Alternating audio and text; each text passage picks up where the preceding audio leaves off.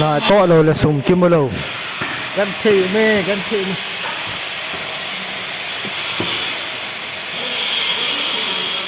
cao đâu có tạm gì được